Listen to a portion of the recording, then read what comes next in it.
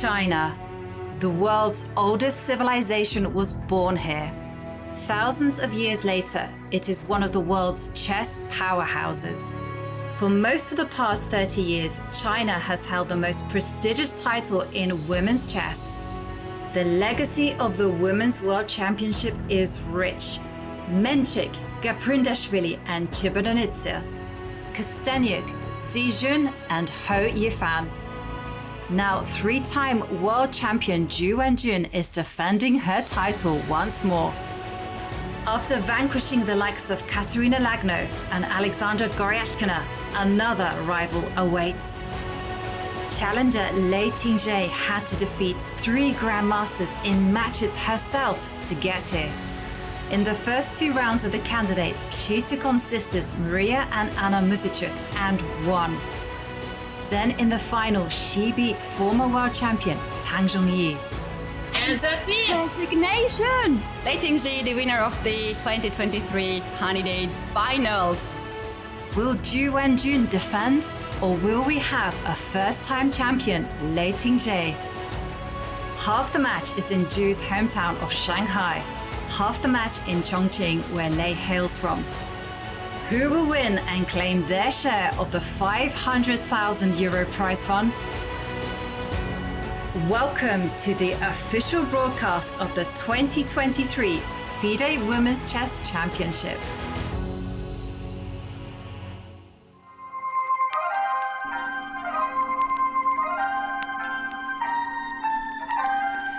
Hello everyone, and we are back in Chongqing for the moment we have all been waiting for. It's been 17 days, 2 locations, 11 games of classical chess, and today in the 12th and final game we could see who will be crowned Women's World Champion.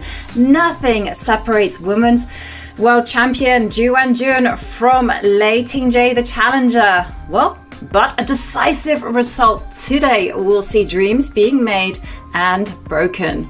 Will this match end today, or will tie breaks tomorrow decide the crown? Well, we will find out. I for sure am excited, and I'm your host, International Master Ivan Gahauska, and it is a great pleasure and honor to be commentating alongside one of the most iconic and also innovative voices in women's chess and in chess in general today. She's a US 2-time champion. She's also written many bestsellers, Chess Bitch, Play Like a Girl, and of course the new one, Chess Queens. And oh my God, I'm just so pumped for today's action. I am commentating alongside the one and only woman grandmaster, Jennifer Shahade.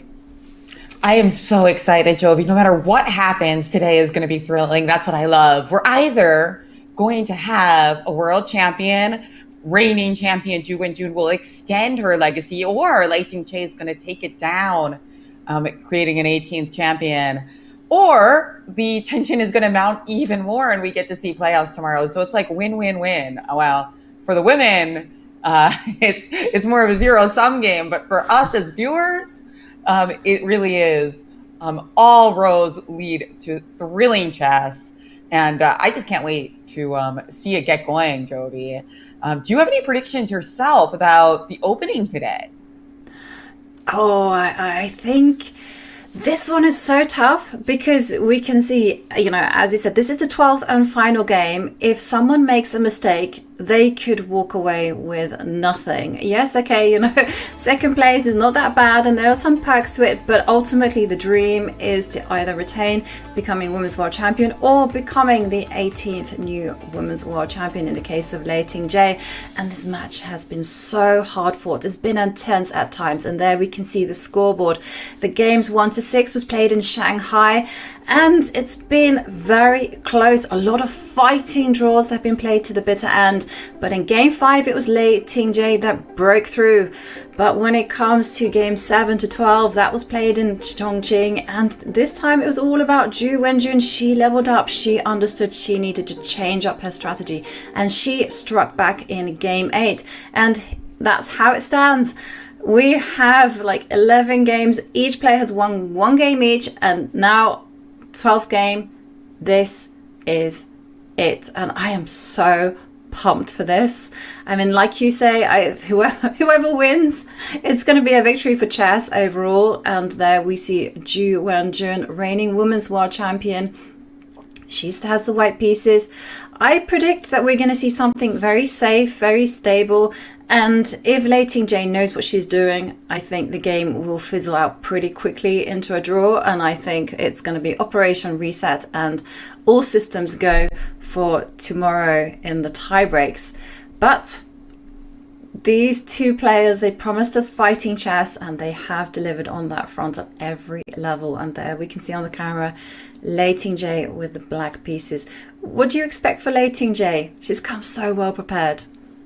Oh, that's true. And I think it's all about, well, let's see what the first move of the game is first, as I see there's a poll actually in our Twitch chat. Is it going to be D4, E4, or something else? Well, E4 would be a real shocker because we haven't seen that yet. But hey, prepare to be surprised. But I had noticed that Ju Wenjun has been playing this cagey knight move, knight to F3, for the last few games where she had the white pieces, including the game that she won. So I suspect we're going to see that again. I suspect that we might see something like that again.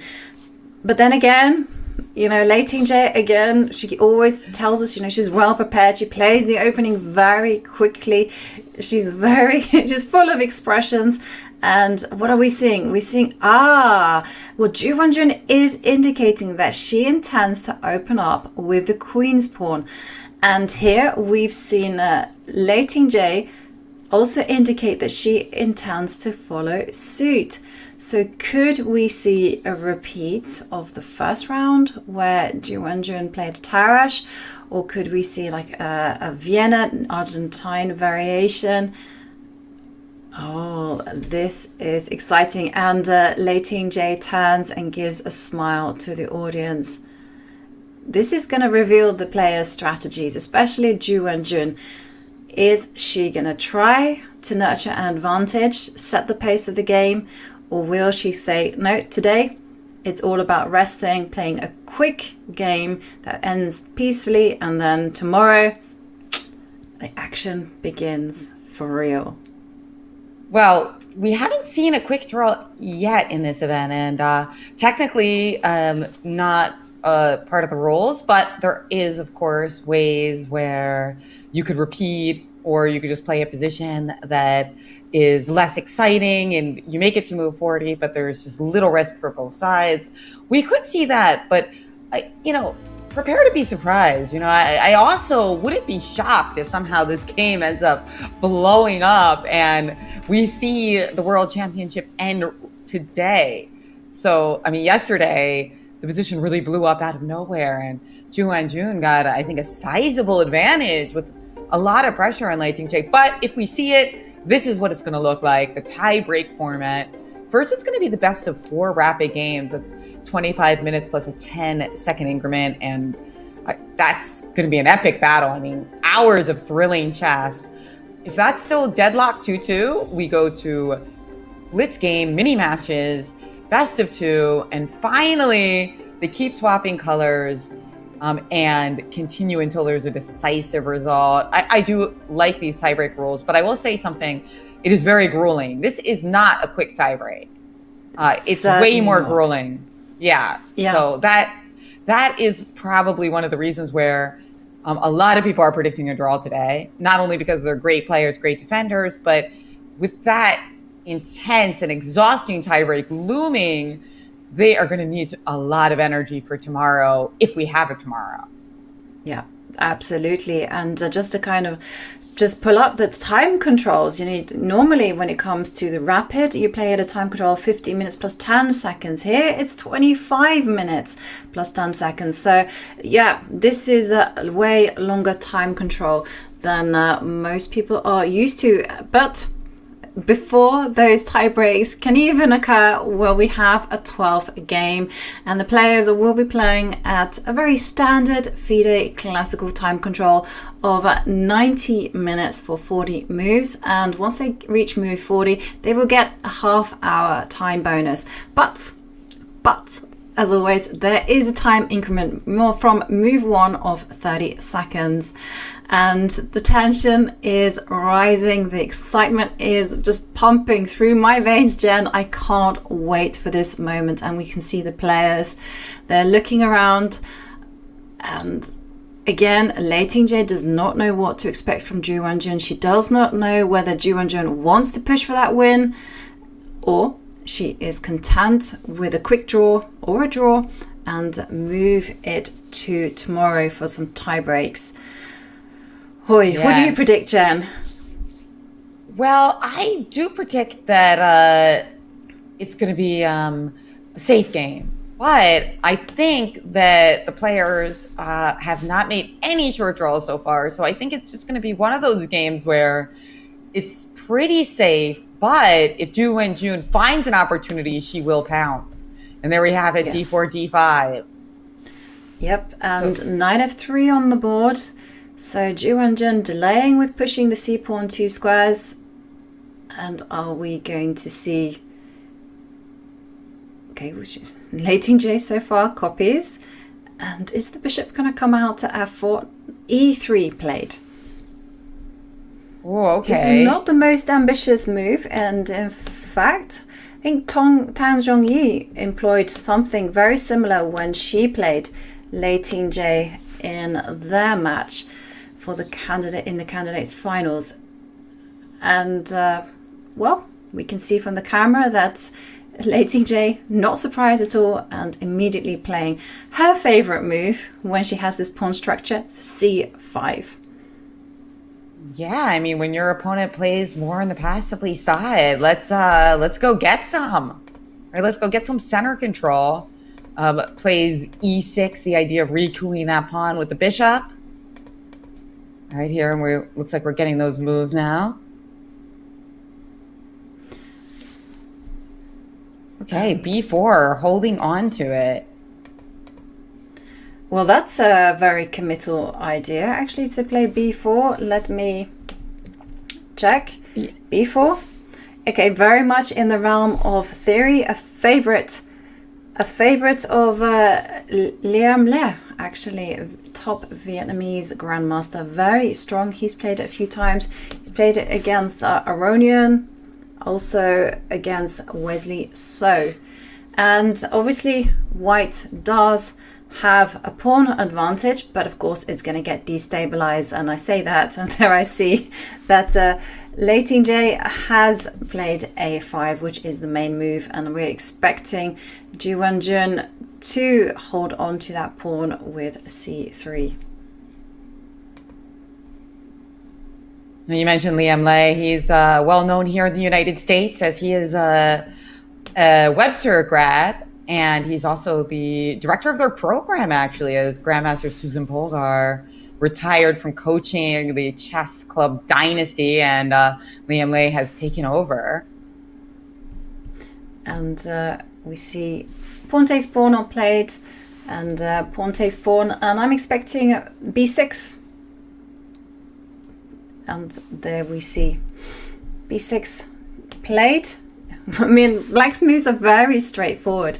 White has won a pawn, is trying to hold on to it, and black is like, no, you're not gonna get that pawn. And well, okay, some big moves here, and we can also see players and people in chat also having their fingers crossed for a decisive result. Yes, that would be definitely something that we all want to see. Why? I want to wake up in the middle of the night again tomorrow to see all the playoffs, Jovi. You know, I can go either way. But again, a win-win for us. It's good either way. But let's see what happens. So after this move b6, this is all about attacking the pawn chain, right? Because white is still underdeveloped. So you can't just take on b6 because there's bishop takes b4 check, little in-between move before we recapture on b6. Instead, it looks like bishop b5 check has already been played. Oh, and we've got a few more moves on the board, don't we? No. Okay, I'm sorry. Excuse me. After bishop b5 check, just now, bishop d7, I believe, was played. Bishop See d7, bishop and so far, again, checking the databases, very much theory.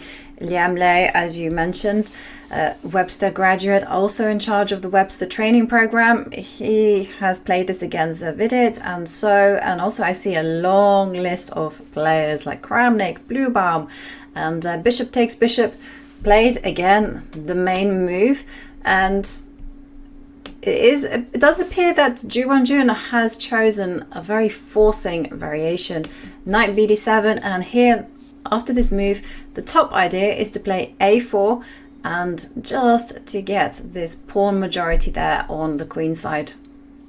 Wait, what is very a4? spicy. Why is a4? Let me try to understand that move, because it's knight bd7. I understand a4's theory, but let's try to understand why we're playing it. So if we play c6 in this position, again, there's bishop b4 check, and correct, I guess that's annoying. Suppose if we play bishop d2, even that line though, I am a little curious. If c6, well, they are playing moves fast and furious, so I guess we can keep up with them, and I'll philosophize about the opening later. But we have a4 and so many fast moves here, Jovi. B takes c5, b5. Okay, so that's part of the idea of this a4, that we can play this move b5 and queen a5 check doesn't win the pawn back. Okay, now I understand. Mm-hmm. Yeah. And this is a really, really dangerous variation for both sides. Black, of course, has this overwhelming pawn center there in the middle of the board. But in the endgame, if it gets to an endgame, these pawns, a4 and b5, are going to be killers. There's no hiding that. So big decision here for Lei Tingjie. I'm just, again, looking at the database and say the most popular move is the most natural move, to go bishop d6 in order to support an e5 and obviously get the king to safety. c4 is another idea that has been played to lengthen this dark squared bishop's diagonal. And get this one, I wouldn't be surprised to see Lei Tingjie play this. g5 has been played. Whoa, that's now if she plays that move, we might have to adjust our prediction that the game's going to be quiet, drawish, because g5, bang. I presume the idea is that if knight takes pawn, there's rook g8, and we are eyeing that g pawn, because white hasn't castled yet, so kind of punishing this very focused queen side expansion here. And after rook g8, I guess you would be in a bit of trouble, actually, because moving the knight and allowing us to crash through rook takes g2 can't be very good for white. No, exactly. It's not going to end well. I mean, after all, just take a look at white's king safety. Something that I bang on about like so many times. The king is nervous king. You always have to justify your placement of the pieces, and this king just doesn't have a home. So yes, in theory, these guys are very good in the endgame, but before the endgame, as Alexandra Kostanyk's father reminded us, the gods have placed the middle game. And yeah, if this one survives, it will be a miracle. And so I'm not expecting knight takes g5 if g5 does make an appearance, but certainly this is a really forcing. Let's go back to the game position, because Lei Tingjie has taken a pause, so this is a really forcing variation, and it's certainly caught Lei Tingjie unawares. It's very sharp, something that Ju Wenjun hasn't been doing straight out of the opening. She's been, especially these last two games with the white pieces, she's just been playing very natural positions, just trying to get a game that she can then outplay Lei Tingjie from. Here, this is war immediately from the beginning. It is, and I really am kind of surprised. I expected something more balanced today. Instead, it's there's just so much going on, on white side. What do we have going for us? Well, we got this beautiful pawn on b5, right? So that's definitely something to write home about. If we can consolidate the position and start pressuring black and pushing those connected pass pawns forward, we could win the game in tremendous fashion, making an extra queen to become the next women's world champion and chess queen. But on the other hand, Black is going to, as you mentioned, play for that middle game and that center control. And look at this. She's playing the move queen c7. I don't think that was one of the main moves that you suggested, was it? No, it wasn't. And again, looking at the database, I can see that knight e4 had been played. Rook a7 had even been tried. And this one is way down on the list, queen c7. And I'm kind of curious as to why it wasn't so popular. Maybe the queen didn't necessarily belong on c7. Maybe if you'd backed it up with bishop d6, the queen might find herself wanting to be on e7, or maybe even on b6 at some point. But okay, queen c7 it is, and now it is Ju Wenjun's turn to unpack. And I'm sure her main preparation would have centered either on g5, which is again the most active thrust in the position, or she would have looked at how to play after bishop d6. And I'm kind of curious, so I'm looking at what was White's plan after the most natural move, and it was to go after bishop d6. The plan was simply to go, okay, so White's plan, so instead of after queen c7, because the reason I'm talking about this is because often you do comparisons in your mind. So bishop d6 was the main move, and there White was wanting to fight for control over e5 by playing bishop b2. Ironically enough, even g5 has been played in this position. But okay, let's say Black plays very naturally, and then the plan is simply to go knight to bd2, and then queen c7 is a move, and then castles is played, and Black's main plan is to go c4. So this, we might just see a simple transposition. And yeah, I see. So c4, we're threatening the c3, and then queen c2 prevents it. And okay, so again, there's that tension where Black has beautiful center control, and the more trades I think that are in this position, the more it will end up favoring White, right? So Black wants to keep that potential for complication. I see this idea like knight c5 to d3, which looks really nagging. Of course, there is that knight on f6 that the bishop on f6 could take to change the pawn structure. Not a move that I'd be super keen to make unless I had a good follow-up, but definitely something to keep us on our toes. Bishop d6 hasn't been played yet, right? So it's White's move here, and after queen c7, we're expecting either castles or maybe a bishop b2 before castling, before officially revealing the address of the king. Right. So yeah, it could be queen c2, could be bishop b2, and we have Cartier Tank telling us that g5 is a key move in many of these positions, and that's very good to know, because I must admit g5 is not something I would instinctively play, and there we see Lei Tingjie opt for bishop to d6. Right. Well, bishop b2. It's very important that the knight comes to d2. Oops, not like that. The knight comes to d2. If you put the knight on c3, it just blocks in this bishop on b2, which Jennifer has highlighted is such a beautiful piece, and it's on a wonderfully long diagonal. And there we see castles from Ju Wenjun.